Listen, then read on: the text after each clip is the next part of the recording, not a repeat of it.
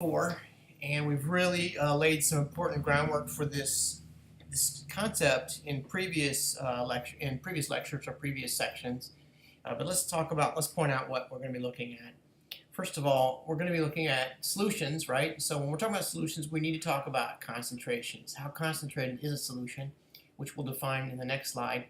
But for now, concentrations are going to be essentially how many particles are in a particular volume. So we'll usually be thinking in terms of particles per volume, right? We're speaking again in the language of part per whole, which is the most common ratio we'll be doing. Part per whole. Number of particles per volume. The number of particles, the most common one is we talk about the number of particles in terms of moles and a volume in terms of liters, right? Okay. So this is concentrations. We'll be talking about that mostly in moles per liter in Chapter 4. We've got a lecture we're doing later this week from Chapter 12, which is going to give different kinds of concentrations. So, part per whole, particles per volume.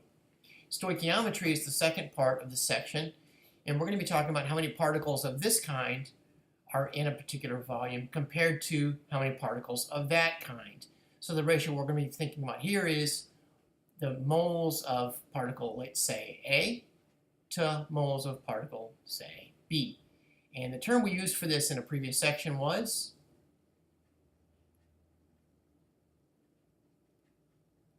molar ratio. Okay, and we're going to get this from balanced reactions. So this all look familiar to you. Okay, so first of all, let's define a bunch of terms. So I'm going to Chapter 4, Section 4. I'm looking intro on page 138. Page 138, and I'm looking at these definitions. So a solution is, actually starts on page 137, is a homogeneous mixture of two or more substances.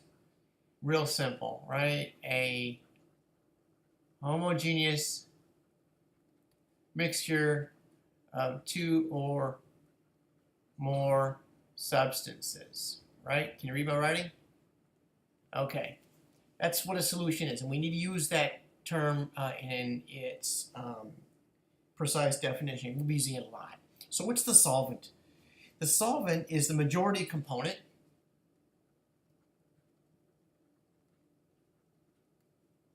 of the solution. And the solute is, can you guess, based upon the way I've worded here? That's right, it's the minority.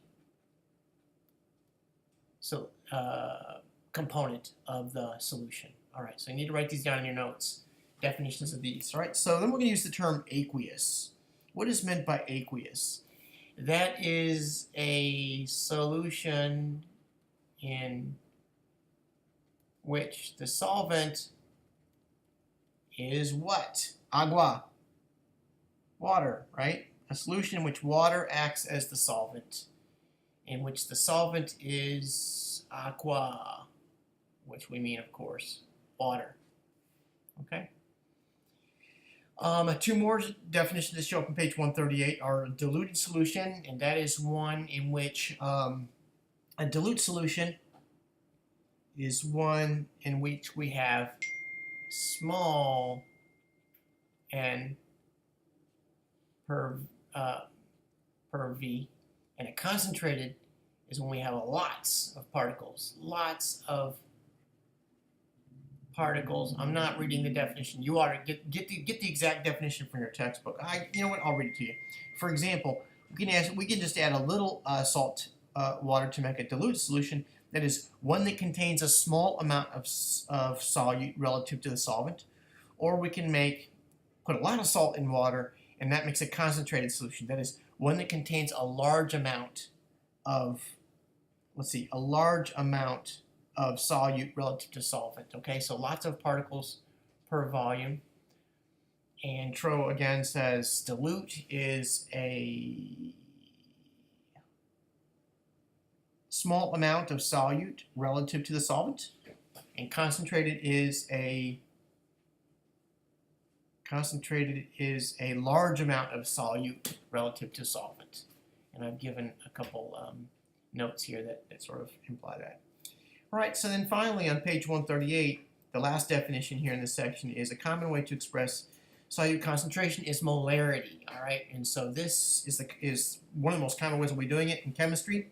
And molarity is defined as the amount of solute, moles of solute, divided by the volume of the solution. So liters, and that is of the solution. All right. So what does that mean? Let's think about that. You know that you've gone back and forth between mass and moles a lot, right? So that's mass of, you've done mass and moles a lot. So you can imagine taking some kind of a solute, a salt for example, and measuring a mass in what? Grams, right? That's what we measure the mass in. And then we can convert that to moles by taking it through a pipe called formula weight. And then we can fill up. We can put it in a bucket and fill up the bucket to a particular volume, and that will give us both the solute and the solvent in terms of solution. So that the graphic on page 138, which shows this, and it's a nice graphic. Let me go here. Whoops.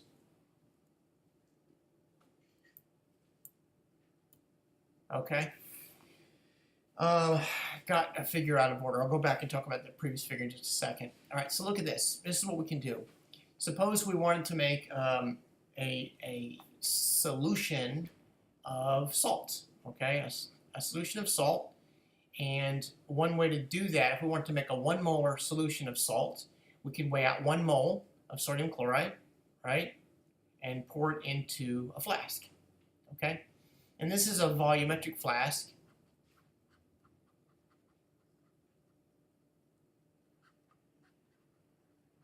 This is a volumetric flask, and that is a flask that's been carefully prepared to give a very precise volume. So that's 1 liter right there. Can you see that blue mark?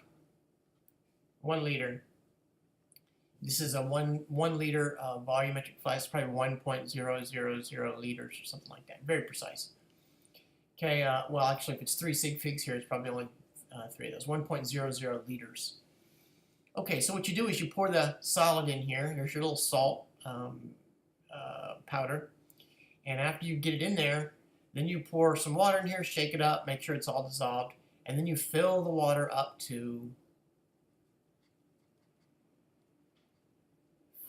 here, right? And can you see that I have both in here water and salt, right? It's my solution. Okay? And then, so my volume of my overall solution, volume is equal to 1 liter. And we know that preparing a specified concentration, 1 molar solution, molarity, is equal to moles of solute, which I got, right? There's 1 mole, there's my solute, divided by liter. Back to this previous slide that I had a second ago, and then we'll do an example. It's important to note that with solute and solvent, in order for something to dissolve, then that means that the solute and the solvent have got to be attracted to each other. So what I've got here is a picture. This purple is represented the solute, okay, and this is the solvent, okay.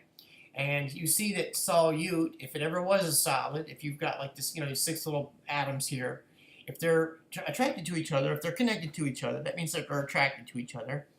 So you've got this solute-solute interaction right here between the two, and that's holding them together, right? That's what makes it a solid. Well, in order for this thing to dissolve,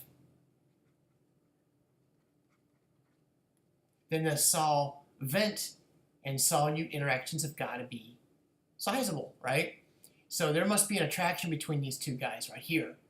And if there wasn't an attraction between them, then the purple spheres would just stay on their own. They would stay as a solid. All right, so this is something that you're going to need to appreciate. A solvent-solute interaction is when the solvent particle says to the solute particle, hey, let's dance.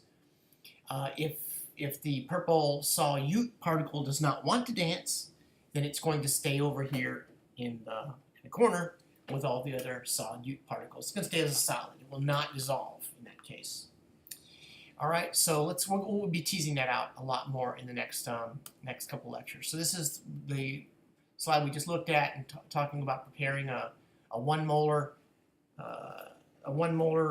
sodium chloride solution, right? 1 molar sodium chloride, and we did that by first of all putting in 1 mole of salt and then filling it up to 1 liter of solution, right? We'll see that again and again. All right, so let's look at a particular example. What is the molarity of a solution containing 25.5 grams of potassium bromide dissolved in enough water to make 1.75 liters of solution? Okay, so it's saying what's the molarity? Well, first thing I'm going to do, of course, is panic, as always, and then I'm going to take a breath and go, you know what, I'm going to write down the definition of molarity. The definition of molarity is the moles of solute divided by the liters of solution.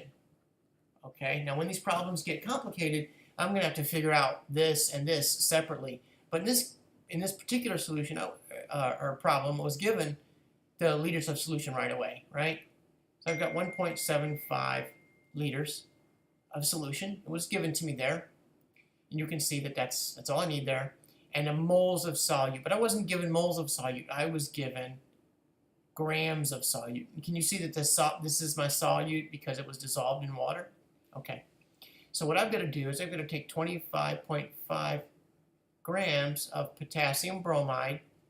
If you're doing this problem, you should say that name out loud. The more you say these names out loud, the more comfortable you'll be. I'm going to divide this by the grams of potassium bromide per mole of potassium bromide, right?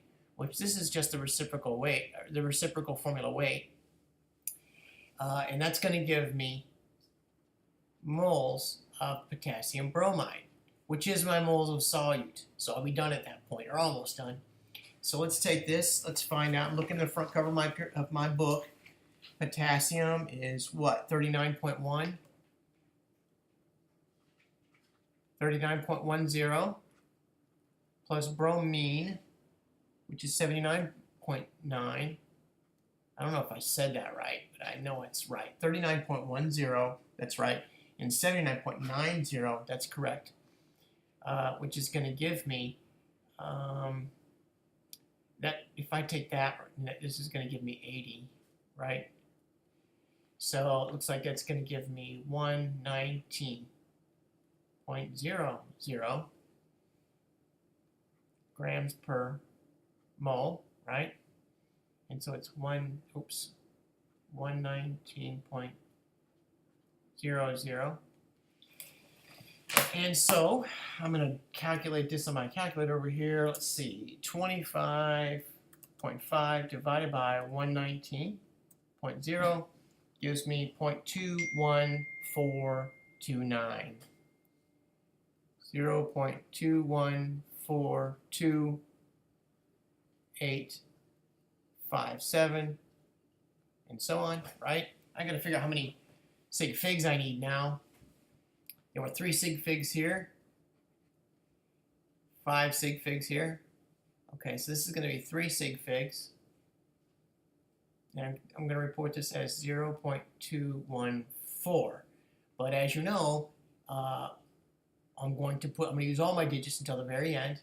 So this was my moles of solute, which is here, 0.214, and I'm going to put the rest of the numbers in the calculator. 857, 2142, 857, and so on. It's still in my calculator, so I'm not going to even do it. I'm going to take that, divide it by 1.75, and I get what's that? 0.122444897. I'm going to say 45 because this has 3 sig figs in it, right? This has 3 sig figs in it, so this is going to have 3 sig figs. And so I have to report this as 0.122 molar. And there is my answer. All right, 0.122 molar. And let me go back and make sure I've answered the right question. And indeed, what is the molarity of the solution that contains that many that much solute and that much solution. So I put my definition of molarity out here. It's moles of solute and solution, liters, boom, boom. And if I put this in my calculator correctly, then this is correct. All right, so let's do, I think, another calculation. Do I have another slide in here? Yeah, another calculation. How many liters of a 0.125 molar sodium hydroxide solution contains as many moles? All right, so again, first thing I do is panic, and then I take a deep breath and say, all right, I'm going to start out with my definition of molarity is equal to moles of solute per liter of solution. And it looks like I'm given my molarity, so it's 0.125 molar sodium hydroxide is equal to 0.255 moles of sodium hydroxide, right? I'm just filling in what I see up there. Over what? Aha, how many liters? Okay, that's my question then. So I'm going to use a variable. I'm going to say V, liters of solution. Right?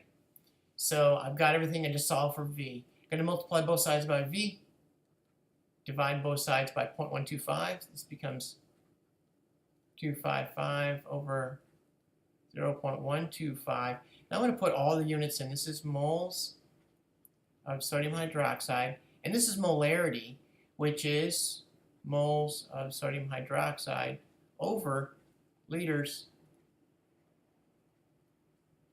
of solution. These are going to cross off. This is a denominator within a denominator, so it's going to go boom, boom, up to the top. So I'm going to put it up here, liters of solution, and that's my answer. All right, so let's calculate that. 0.255, 0.255 divided by 0.125 gives me 2.04. 2.04 liters of solution is my V. Okay? All right, now, final thing I'm going to do is look for my sig figs. This had 3 sig figs. This came from my question stem. I didn't figure it out, right?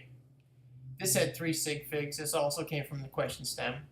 Okay? So it was 3 divided by 3 is going to give me 3 sig figs. And sure, and that's what my calculator said, 2.04. So I don't need to do any rounding there. That, it turns out, is my answer, 2.04 liters of solution. Okay, let's move on now. Let's talk about dilutions. All right, this is really clever. Now, you know by definition that concentration is equal to moles per liter, or moles per, just a second here. Concentration is equal to moles per liter. And if we're talking about molarity, then this is equal to, watch this, moles per liter, right? Same thing. Now, and I just sort of wrote that all together up there. If the concentration is in terms of molarity, then it's defined as moles per liter. And that's what we got, moles and liters, right? Now, if we know that, watch this. If we want to know the number of moles in a particular solution, then we would take this formula here and multiply both sides by V, right? And that would give us C times V. Can you see that this is the same equation? This equation here is the same equation as this, just rearranged. All right, so moles is C times V. So if we're doing a dilution, what we're going to oftentimes do is we're going to take a bucket, and we're going to have, let me draw a little X to represent, say, 1 mole of particles. So in this case, I've got 3 moles of particles. If I've got a dilution, and here's my little liquid level, okay? Let's say I pour in water, pour some water in. And that's what we mean by dilution. Okay? Now, what's it look like now? You should pause the video, and you should guess what it's going to look like. Okay, do you agree? So what has changed? Moles has not changed. Let's call this scenario number 1 or situation number 1, and we'll call that scenario number 2. What has changed? Mole 1 is equal to mole 2, right? Because I haven't put anything in. All I did was put water in. Okay? So that stayed the same.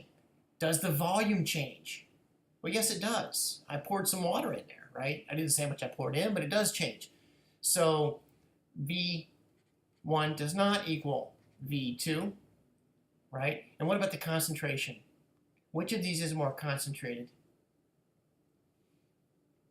This one's more concentrated, right? More concentrated. And that's what is meant by more concentrated. How do you spell concentrated? Can I just change that to ED? More concentrated. So, and indeed, this is more concentrated. This is more dilute, right? We poured water in there. So what we're going to do now is we're going to say, all right, well, if these two moles are the same, and we know that C, which is equal to C1V1, and we know that the same number of moles are in the old one as the new one, this is C2V2. If these are all equal to each other, then we would say C1V1 is equal to C2V2. Of course, totally makes sense because the number of moles did not change, right? In a dilution, the number of moles does not change. Now, C1V1, it turns out most textbooks, including Crow, are going to say molarity times 1, or in the first situation, or initial, is equal to the molarity final, which is, we're going to say 2 here, times V2. Same thing. All right, so this is the equation we're going to be using in our future dilution problems. And let's look at a picture of what a dilution would look like. So what you do is you take some solution, which we're going to call it a stock solution, and let's say it's 10 molar. All right. So we might take 150 mils of a 10 molar stock solution and pour it in here. Now, if it's 110 mils, I'm sorry, let's see, wait. 150 mils of a 10 molar stock solution. Watch this now. C is equal to N over V, and then is equal C times V, and concentration is 10 molar, right? And volume is 0.150 liters, right? So, and this is moles per liter. Don't forget that. This is moles per liter. So the liters are going to cross off, right? You see that? And we're going to be left with 1.50 moles. Of what? Of the solute. That's the definition of molarity, right? So we've got 1.5 moles of the solute that's in here, right? And if we fill it up with water now, up to, it looks like in this case, this is a volumetric flask. It looks like a total volume of 3 liters. So this is a volumetric flask of 3.00 liters, marked by that line right there. Okay? What we've done then is we've taken 150 mils and taken up to 3 liters. So the volume 1 does not equal volume 2. Concentration 1 does not equal concentration 2. But mole 1, does equal mole 2 because all I'm adding is water. Big deal. Okay? So if that's the case, then we're going to use this formula here. All right, now if you didn't follow that, you might want to rewind the video and watch it again, or you could just take my word for it. Just taking my word for it, of course, is not the best thing to do. But for now, you might want to take a deep breath and solve a couple problems like this before you understand it deeply. So if this is the case, then M1V1 is equal to M2V2. What we're going to be doing is we know V1 is 150 mils, right? And we know M1, which is molarity 1, is 10 molar, right? And we know V2 over here, V2 is equal to what? 3 liters, right? The question is going to be, what is M2, right? And we solve it by using this equation. You can see a solution here, but watch this. M1V1 is equal to M2V2.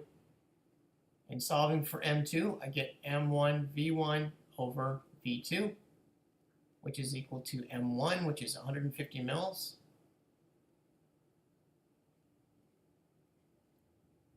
Oops, that was V1. Sorry, concentration 1 was 10 molar. We're looking for concentration 2. That's a 10 right there. Hope you can read my writing. And this is divided by 3. So this goes to 1.5 over 3. Looks like it's 1 over 2, 1/2. So it goes to 0.5 molar. Okay? And how many sig figs are there? Looks like I had 3 sig figs here. Well, you know, 3 sig figs here, 3 here, and 3 here. And so this is going to have 3 sig figs. We're going to say this is 0.500 molar. That is my answer. All right. So that was just an example using a picture. Of course, most of your examples are not going to have a picture. Let's do it. Let's do one more example. We've got 2 more examples we've got to do here, so I better roll. This video is getting long. To what volume would you dilute? All right. To what volume would you dilute? I'm going to call this V2. Would you dilute 0.2 liters, that's V1, of 15 molar, this is M1, to obtain a final concentration of 3 molar, M2. M1 V1, M2 V2. To what volume should you dilute?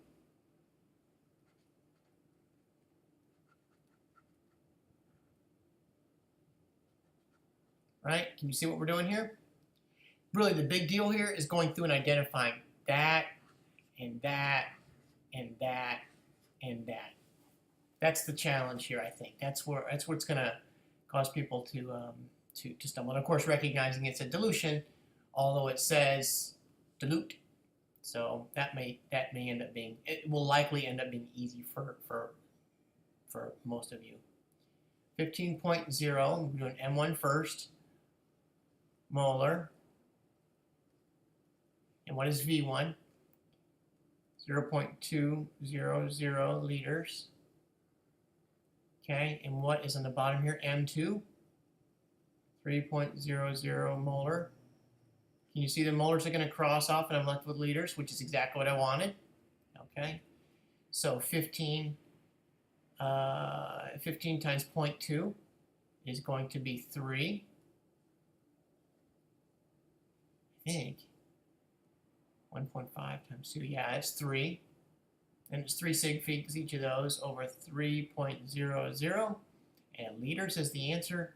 I can do this in my head. This is going to be 1 liter. Really, I'm sorry. No, it's going to be reported as 1.00 liters, right? Because I had 3 sig figs. 3 sig figs, walk my way all back there, okay? So it's 1 liter, and there's my answer. All right, so I think we've done stoichiometry 4 in a previous section. That's our next example. So I just want to jump into an example. So what volume in liters of this solution is required to completely react with? Okay. Well, this is a little bit wordy here for me. So what I'm going to do is I'm going to use this, you've seen me do this before, as a table, right? So what volume in liters of KCl? So volume, and that's what I need to fill in, okay? I'm going to use, this is my table, my column for potassium chloride. This is my column for lead 2 nitrate, and my column for lead chloride and such, okay? It's required to completely react with, oh, it looks like I don't even need these 2 over here. This many mils of that much lead 2 nitrate. All right, so I'm going to go with volume of lead 2 nitrate is 0.150. This is in liters. And the concentration is 0.175. 0.175. You can see what I'm doing here. Can you see I've got 2 tables?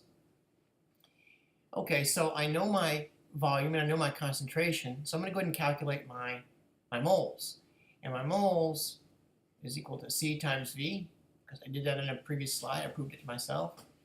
This is 0.175. This concentration is in molarity. Moles per liter times 0.150 liters, right? Can you see that I'm going to get moles? Okay. So 0.175 times 0.1150 gives me 0.02625. 0.02625. I know this is 3 sig figs, but I'm going to keep all these digits for now. 0.02625. Now that's moles of lead 2 nitrate.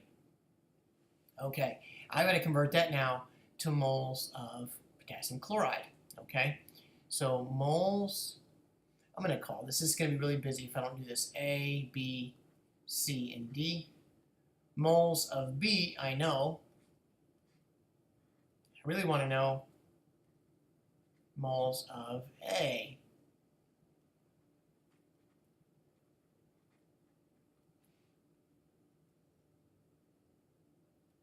Okay, so how many moles of B do I have? It's the lead 2 nitrate.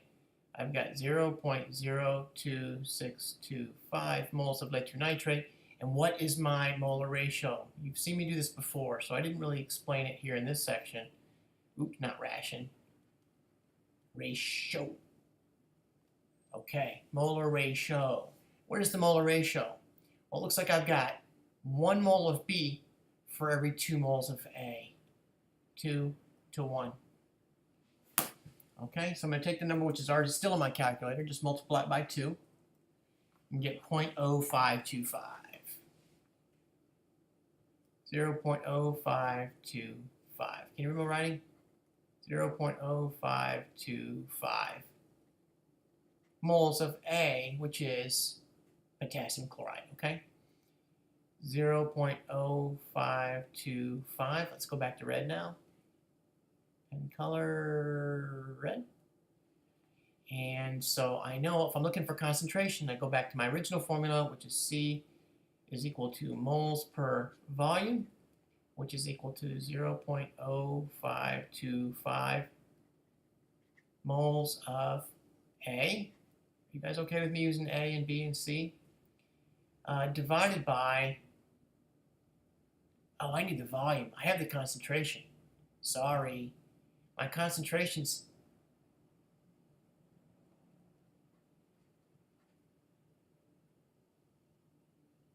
these got switched. Oops. Now it's not going to matter because it was just a multiplication problem, right? No, they didn't. No. Those are good. Those are good. It was a 0.175 molar over here, but the concentration over here is 0.15 molar. All right. It's the volume that I need. So if C is equal to N per volume, then volume is equal to N per C, right? 0.0525 moles of A divided by what? 0.150 molar A, which is moles per liter, right? Which is going to end up with liters of solution. Okay, so I'm running out of space here. Let's do our equal sign up here. 0.0525 divided by 0.1150 comes out to 0.35. Oh, that's good. It's pretty. 0.35. And there's 3 sig figs here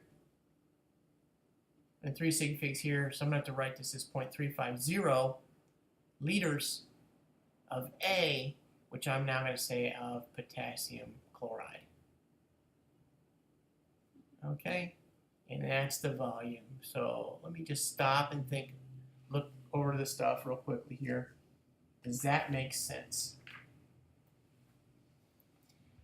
I got a little sideways with this, but fortunately, since I had everything laid out in a table, that was my volume, and it was. This was my volume.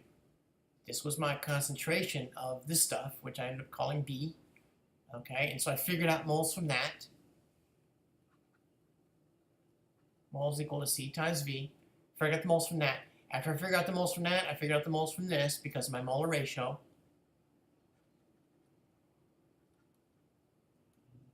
And is it twice? Yep, I can see that that's twice. Right? 0.02 something is times 2 is 0.05 something. That makes sense. And I had my concentration because it was given to me here. And I did that down here. See, if concentration is equal to moles per volume, then volume is equal to that. And that totally makes sense. So yes,